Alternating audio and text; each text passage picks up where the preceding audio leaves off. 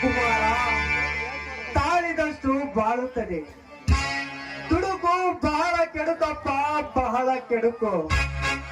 ರವಿ, ಬಾಳಿ ಬದುಕಬೇಕೆಂಬ ಆಸೆ ನನಗಿಲ್ಲ.